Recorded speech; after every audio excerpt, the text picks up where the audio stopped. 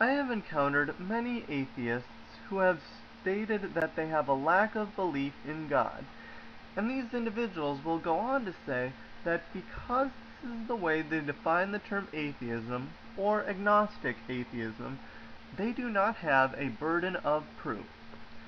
Here is one example of a positive claim that is inherent for all atheists, which requires the burden of proof. As an atheist, I believe that it is possible that God does not exist. I will expand on this point more, but first I would like to give some background information on the burden of proof. Wikipedia on philosophic burden of proof states, when debating any issue, there is an implicit burden of proof on the person asserting a claim.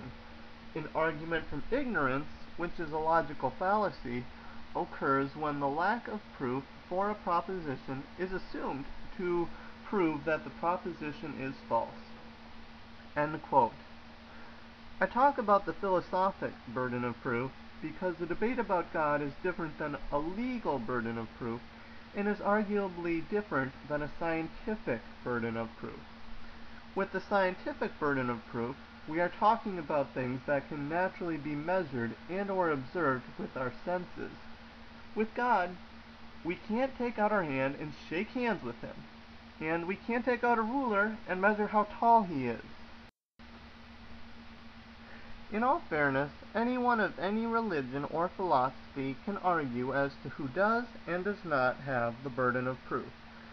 This video is primarily focused on atheism, so I will give a few examples of atheists online who I have found shifting the burden of proof. Funny Sturts said, atheists do not need an evidence to be atheists. They need an evidence to not be atheists. But there is no such evidence. End quote. The interesting thing about this statement is that in addition to shifting the burden of proof, he has not said how atheists are different than religious individuals or how atheists are different than others. So basically, I could substitute any plural noun in place of atheist and be making the same statement and using the same logic as him. For example, fools don't need an evidence to be fools. They need an evidence to not be fools. But there is no such evidence. So this is an example of how Funny Sturts' statement is problematic. Another example of someone shifting the burden of proof is Atheists. He had said, defenses are only necessary when an assertion is made. Atheism isn't an assertion, so they have nothing that needs defending. End quote. Atheism isn't an assertion? Okay, well, I would say that right there is a contradiction because that is an assertion. But let's assume it isn't an assertion. Then at the very least it's an equivocation fallacy because he's using a very skewed definition of an assertion if he thinks that atheism isn't an assertion, is in fact not an assertion in and of itself. And then one more example of someone who I found shifting the burden of proof in how they talk about an atheist is Big Brats. He had said, atheism is a lack of belief due to a lack of evidence. Well, this one's quite interesting and quite simple to summarize because he is, in fact, putting an argument of ignorance into the definition of atheism itself. He might as well be saying, atheism is a logical fallacy of assuming that without any evidence there is no God. So he's incorporating a logical fallacy into the definition of atheism. And he's additionally trying to shift the burden of proof by doing this. Something else I want to address in this video is the wishy-washy idea that atheism is only a lack of belief. That is all that it is. That's it? You're an atheist and you don't believe anything else?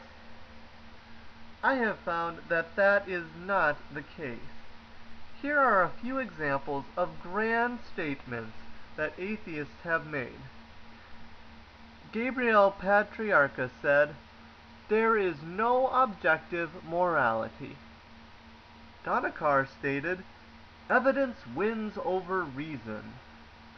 Arvind Raj said, "You can never know anything with 100% certainty." All of these assertions subject a person to the burden of proof, even if you do your best to avoid saying, "God does not exist." You still make statements, just like some of the examples that I have listed. And even if you don't say this out loud, in order to be an atheist, you need to believe it is possible that God does not exist.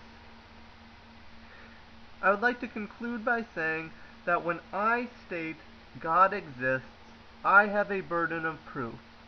When someone states there is no God, this person has a burden of proof. And when someone says it is possible that God does not exist, this person too has a burden of proof. I would like to end with a quote from the German philosopher Wittgenstein in his book On Certainty.